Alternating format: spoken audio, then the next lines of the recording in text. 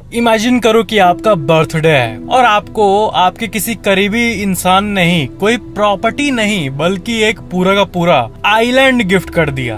तब आपको कैसा लगेगा? तो आपको पता है ऐसा क्रिस्टियानो रोनाल्डो ने अपने एजेंट जॉर्ज मैंडेस के साथ ऐसे ही किया था। मतलब जो उनका एजेंट है, ऑफिशियल एजेंट, जो कि उनके वर्क के कुछ पार्ट को हैंडल करता था, उनको साल 2015 में जब उनके एजेंट का वेडिंग एनिवर्सरी था, सालगिरह था, तब पूरा का पूरा एक आइलैंड गिफ्ट कर दिया। मतलब एक फ्लैट नहीं, एक घर नहीं, एक लैंड नहीं, बल्कि एक पूरा का पूरा ग्रीक आइलैंड। एंड इस चीज से रिलेटेड आप कई आर्टिकल्स को देख सकते हो। मतलब आप सोच सकते हो कि उनका नेट वर्थ कितना होगा। क्या आपको पता है कि ये साइंस से रिलेटेड एक बहुत ही अमेजिंग फैक्ट है कि मतलब ऐसा माना जाता है कि निकोला टेस्ला के पास कुछ ऐसे सीक्रेट फॉर्मूलाज थे ना, जिससे वो पूरे वर्ल्ड को फ्री इलेक्ट्रिसिटी या फिर वायरलेस इलेक्ट्रिसिटी प्रोवाइड कर सकते थे। मतलब इमेजिन करो कि जो अभी के टाइम पे जो वायरलेस चार्जिंग होता है फोन का, वो लिटरली वायरलेस नहीं होता है। मतलब ऐसा नहीं होता है कि आप अपने हाथ में फोन को चला रहे हो और आपका फोन चार्ज हो रहा है, ऐसा तो नहीं होता है ना। तो ये एज स्पीकिंग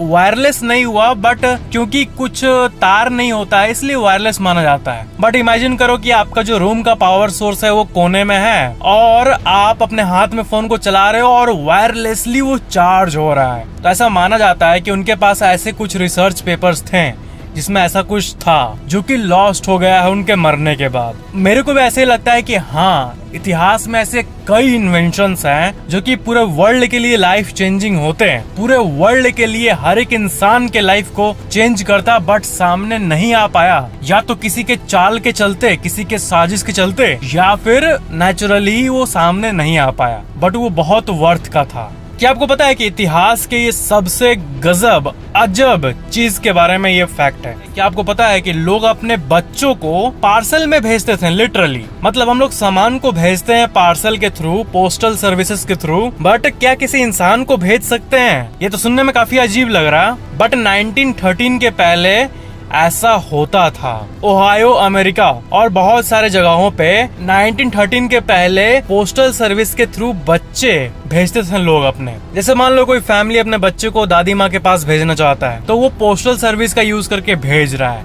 ऐसा होता था पहले, सोचो। ये एक बहुत ही डीप फैक्ट है बट मजेदार है, सुनना इसे। क्या है कि जब आप नर्वस होते हो ना, हम लोग बहुत सारे सिचुएशन फेस करते हैं। जैसे आप क्लास में हो और आपको कोई उठा दिया, बोला कि आप इसको पढ़ के सुनाओ या फिर कोई स्पीच दे के सुनाओ, तो इसमें नर्वस होना कोई बुरी बात नहीं है। आप नर्वस हो रहे हो, इसका मतलब आप एक नॉर्मल ह्यूमन बीइंग हो। अब किसी का दिमाग सुन्न रहेगा या फिर अल्कोहल के अंदर इन्फ्लुएंस्ड है या फिर उसका दिमाग एबनॉर्मल है तो नर्वस नहीं होगा ऑफ कोर्स। बट एक नॉर्मल सोशलाइज करने वाला ह्यूमन बीइंग, एक एब्सोल्युटली नॉर्मल ह्यूमन बीइंग जरूर नर्वस होगा। ये एक नेचुरल सा चीज होता है, ठीक है। तो क्या है कि कुछ लोग ज्यादा नर्वस होते हैं कुछ लोगों के मुकाबले। तो मेन फैक्ट ये है ना कि जब आप नर्वस होते हो ना, तो आपके मन में ये चलता है कि सामने वाला मेरे को ध्यान से देख रहा है और सामने वाले को पता है कि मैं नर्वस हूँ, ऐसा आपको फील होता है। बट क्या आपको पता है कि ऐसा नहीं होता एक्चुअल में? जितना आप सोचते हो कि लोग आप पे फोकस कर रहे हैं, उससे कई कम एक्चुअल में लोग फोकस करते हैं। एंड ये एक फैक्ट है, मैं कैसे बताऊं आपको। इस साइंटिफिक फेनोमेनन को इल्यूजन ऑफ ट्रांसपेरेंसी कहते हैं। Illusion of transparency. और ये बहुत लोगों के साथ होता है। मतलब लोगों को ये लगता है कि बाकी लोग हमारे नर्वसनेस के बारे में अवेयर है, ले हम तो हमारे तो लग गए। बट ऐसा एक्चुअल में नहीं होता है। इसलिए आप जो काम कर रहे हो उसको आपको करते रहना चाहिए, ये ना सोच के कि लोग मेरे बारे में क्या सोच रहे हैं। सिर्फ इसी चीज के बारे में माइंडफुल होने से, इसी फैक्ट को जानने के बाद ही आपका दिमाग अब जान चुका है कि ऐसा होता है, तो आपका ब्रेन अब कम नर्वस होगा और आपके नर्वसनेस के बारे में लोग अवेयर है, इसको कम वैल्यू देगा। तो इसके बारे में अवेयर हो जाओ। और ये फैक्ट को जानने के बाद आप, क्योंकि अब अवेयर हो चुके हो, तो अब आप थोड़े से कॉन्फिडेंट तो बन ही चुके हो। ये फैक्ट है एक ऐसी चीज के बारे में जिसको हम लोग अक्सर डे टू डे लाइफ में देखते हैं। आप ऐसा जरूर देखते होंगे कि आप बैठे हो और आप अपने दोस्त या फिर किसी भी इंसान को ऐसे बोल रहे हो, सुन सुन सुन, अरे सुन ना, सुन क्यों नहीं रहा है? और वो किसी चीज में खोया रहता है, ठीक है। तो ये चीज जो होती है ना, ये क्या होता है कि लोगों को लगता है कि जैसे वो इंसान हमें इग्नोर कर रहा है या फिर उसको सुनाई, मतलब क्या होता है, वो बात क्यों नहीं सुन रहा, वो अपने फोकस में क्यों खोया हुआ। तो ये एक बॉडी का नेचुरल सा चीज है कि जब इंसान फोकस्ड रहता है या फिर कोई काम कर रहा है, तो ऐसी बात नहीं है कि वो सुन रहा होता है और इग्नोर कर रहा होता है। सुन के इग्नोर करना तो वो अलग ही केस हो गया ना, वो दूसरी चीज हो गई। वैसा कम ही होता है, मतलब आप सुन के कोई इग्नोर थोड़ी कुछ करता है, ऑफ कोर्स, अगर आपके रिलेशंस नॉर्मल है तो। बट होता ये है कि आपके बात को एट द फर्स्ट प्लेस वो सुनता ही नहीं है, वो टेम्पोरली डेफ हो जाता है, मतलब सुन ही नहीं पाता है। इस चीज को साइंटिफिकली इनअटेंशनल डेफनेस कहते हैं, इनअटेंशनल डेफनेस। और जब किसी का फोकस हाई होता है या फिर कोई काम कर रहा होता है, तो वो काम को प्रोसेस कर रहा होता है, तब वो एक्चुअली में सुनता ही नहीं आपके बात को। तो जब कान का जो बॉर्डर है उसके अंदर आपकी आवाज जाती ही नहीं, तो वो रिस्पॉन्ड कैसे करेगा। मतलब हम लोग जो कहते हैं ना कि अबे बहरा हो गया क्या, सुन क्यों नहीं रहा है, तो ये एक्चुअल में वो हो जाता है साइंटिफिकली स्पीकिंग, इनअटेंशनल डेफनेस।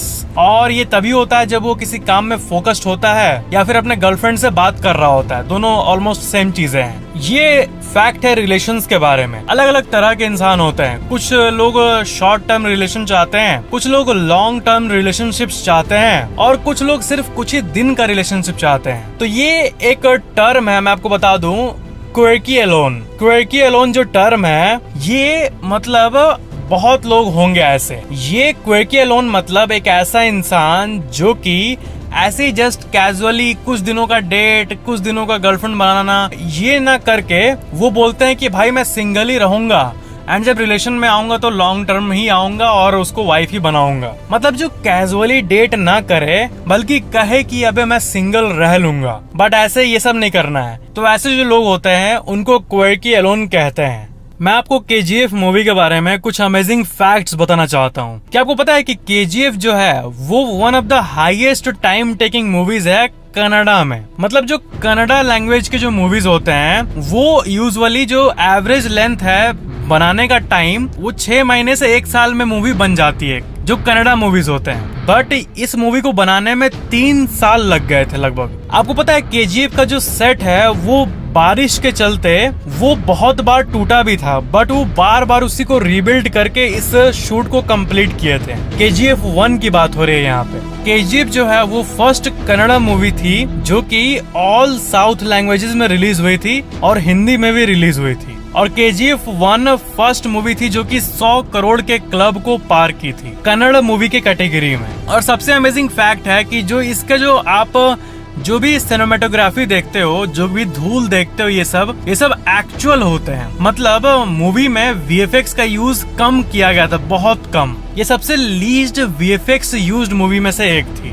बिना VFX के तो मूवी पॉसिबल नहीं है, बट कम से कम में बनाना एक अलग ही फीलिंग होती है। KGF 1 में करीब 80 करोड़ रुपए लगे थे, ये था उसका बजट। और बॉक्स ऑफिस में 250 करोड़ से भी ज्यादा कमाई इस मूवी ने की थी। और KGF 2 का जो बजट है वो 100 करोड़ रुपए है, मतलब पहले से और 20 करोड़ ज्यादा। एंड बहुत लोग तो ये भी कह रहे हैं कि ये शायद 1000 करोड़ भी पार कर सकती है, बट ये तो वक्त ही बताएगा। और बुक माई शो जो ऐप है, उस ऐप को भी तो बहुत लोग बुकिंग के लिए यूज करते होंगे, तो उसमें लाइक्स और इंटरेस्ट होते हैं जो कि हम लोग ऐप में देख सकते हैं। तो उसके स्टैटिस्टिक्स की बात करें तो KGF में ऑलमोस्ट 2 मिलियन इंटरेस्ट्स हैं, जो कि बुक माई शो में वन ऑफ द हाईएस्ट है। तो ये थे आज के कुछ इंटरेस्टिंग फैक्ट्स। ऐसी और फैक्ट्स के लिए इस चैनल को सब्सक्राइब जरूर करना अगर आपने अभी तक नहीं किया है तो, और वीडियो को लाइक जरूर करना, और वीडियो कैसा लगा नीचे कमेंट जरूर करना, और वीडियो को शेयर भी कर देना। Thank you so much for watching this video.